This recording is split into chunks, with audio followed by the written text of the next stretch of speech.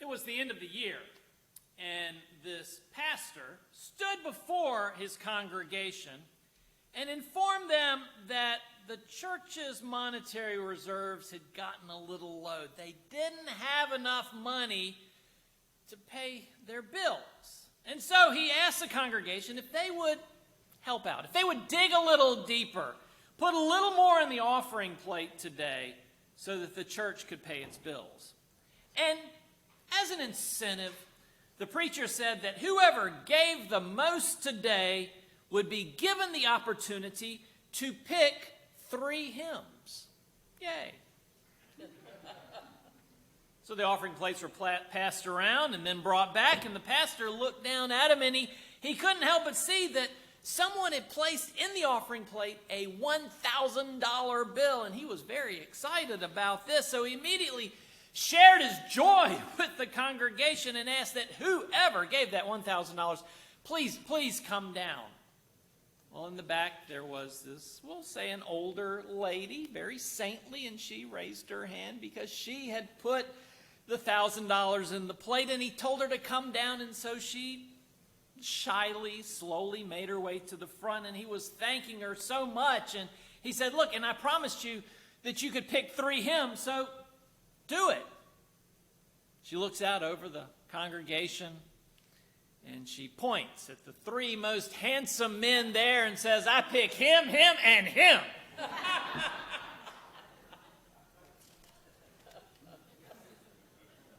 Now, pastors have got to be careful when they talk about money. We don't want to turn people off. We don't want to perpetuate that stereotype of the money-grubbing church. I don't want to ever hear anyone say, that preacher, all he talks about is money. And you know, I don't talk about it much, but today's your lucky day. Some of this caution that I have is based on the fact that there are indeed some churches that are actually small businesses and that are owned by the pastor and their spouse. And any profits from the church go into their pockets. And the more the donations, the greater their income. So it becomes in their best interest to encourage giving. Fortunately, and thank you, Lord, that's not the case here in this church. This congregation is overseen by a session with a financial committee, and my salary is set. Our finances are as transparent as we can make them. Our budget is available for any of you to see. Your individual giving is kept confidential, of course. That is confidential. But everything else is open for review. And if you want to know how much we spent on, say coffee last month, call the office. She'll tell you. I got another story for you. Another church story. And in this church, there was a man in the congregation who had a pretty severe heart condition. And he inherited $10 million, but his family were afraid to tell him because the news, they thought, might kill him. So they gave the pastor the job of going to him and telling him about his inheritance. So the pastor goes to the man's house, and they sit down in the living room, and the pastor says, Joe, what would you do if you inherited $10 million? Joe thought for a moment. He says, well, pastor, I'd give half to the church. And the pastor died.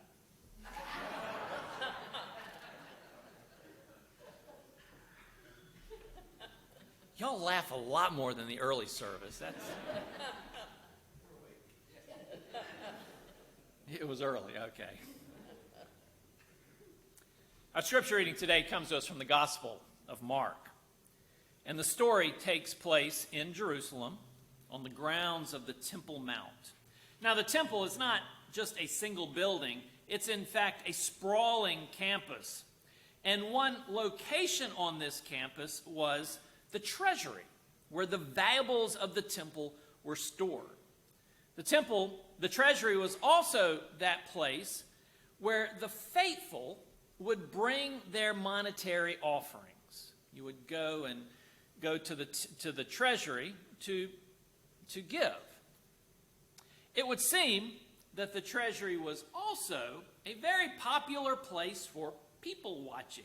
You know, specifically watching those people who were coming to present their offerings and gifts.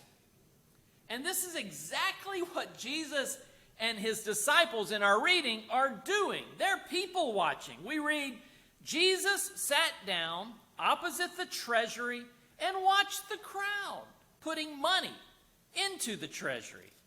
Now, among those making their offerings, there were rich people who deposited large sums. Yay, them. We like them. But how do we know these were large sums? Probably by the sound. Because in those days, there were no checks or paper money. It was all coins. And coins make noise, especially when dropped into a large ceramic or metal container. It's also possible that some of the rich people that Jesus was watching were making a spectacle of giving their money by slowly pouring out their coins into the treasury with as much fanfare and noise as possible. After all, there were people watching, and what's the point of being rich if you can't show it off to the world? So Jesus and the guys are sitting there watching this parade of patrons when a woman approaches. And she's identified to us only as a poor widow.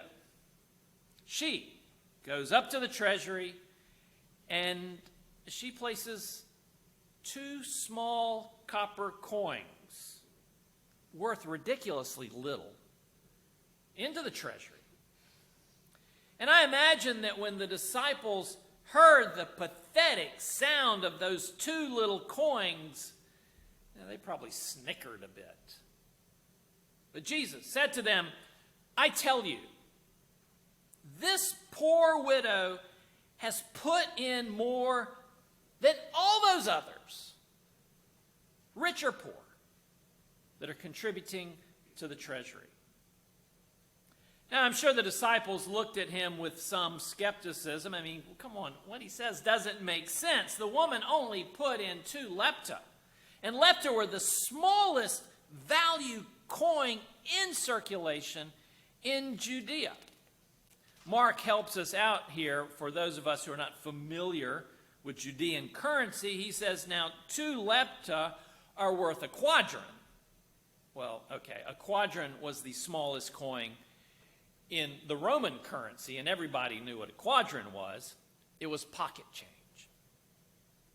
Jesus goes on to explain his counterintuitive economics by telling his disciples, all the wealthy people have contributed out of their riches, but she, out of her poverty, she's given everything, all that she has to live on.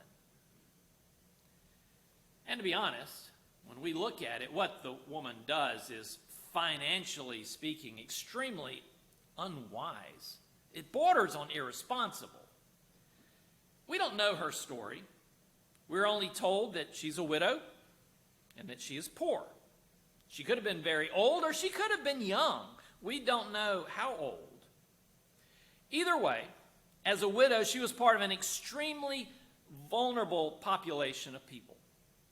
As a widow without a husband, she was financially dependent on friends and family for support. There were no social safety nets available to her. And yet she comes to the temple. She comes to the treasury. And she gives to God all she has. All she has to live on. She gives everything. And that is Jesus' lesson to his disciples here. While we are impressed by large, extravagant gifts, God cares less for that, but more that we give of our hearts. For example, if someone has $2 million and they give away $1 million, I mean, that's a generous thing to do, but they're not going to suffer from that. They will survive. they've given out of their wealth. They've given out of their abundance, and they keep plenty back for themselves. The woman's 2 coins may not sound like much to us, but I'm sure they were valuable to her. They may have allowed her for one more meal or a loaf of bread. Jesus lifts up this woman for his disciples and for us because of all the people there. She is unique. She acts differently than everybody else who came to the treasury that day. She doesn't give more than the wealthy people, but she put in more than all those people contributing to the treasury. She acts without limits. She hasn't done that familiar calculus, we all know it, where we figure out, okay, how much have I got? How much am I going to need? How much have I got left over from that? And, okay, how much then can I give to God? She gives without limits. She doesn't hold back. She gives all. Now, financially, what she does is foolish. But spiritually, it does reveal how rich she is.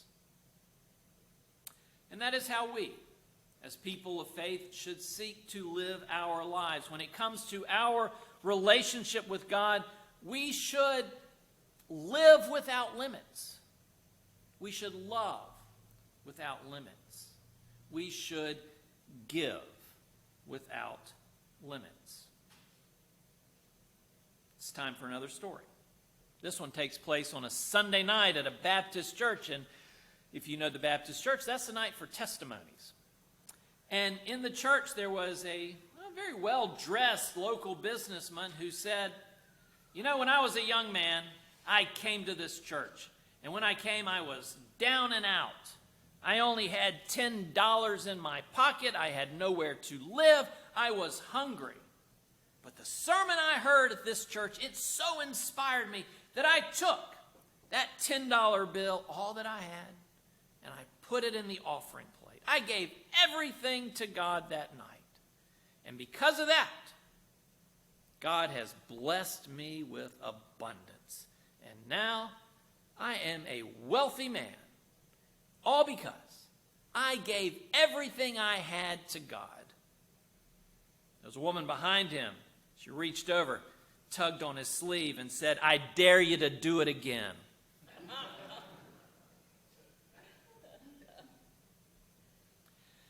Here at First Presbyterian Church, as Michael mentioned, we are in the season of stewardship. And you have all received your letter in the mail with a pledge card for 2022. And we would like to get those back, if possible, by December 5th. Why do we have this practice of pledges? Well, first of all, pledges help the session and the financial committee better plan for the coming year. Pledges give them an approximation of the church's income for 2022. But another reason, and really the greater reason for pledges, is that pledging is a discipline of commitment. This year, in 2021, we're asking you to pledge. And when you do so, you are saying that you commit so many dollars to God in the future. You're not waiting until next year and then calculate how much you've got left over. No. You're making that commitment now. And in doing so, well, you're acting like the widow. You're giving without the certainty of how the future will unfold for you. You're giving on faith. And by pledging in this manner, you are placing God before everything else in your life. You don't know what's going to happen, but you are making that pledge to God now. And like the widow, you are spiritually rich. It would be perfect if every household pledged. Our goal, as Michael mentioned, is 35 households. And I pray that your households will be one of those 35 or more. And we, on December 5th, we will gather all our pledges and we will offer a prayer and a blessing and dedicate them. One more story. The preacher had been preaching on and on and on. And you don't know what that's like, I'm sure. And as he dragged on and as he droned on, there was a little girl out in the congregation, and she was getting a little bored and a little restless. And she leaned over to her mother and she whispered, "Mommy, if we give him the money now, will he let us go?" Amen.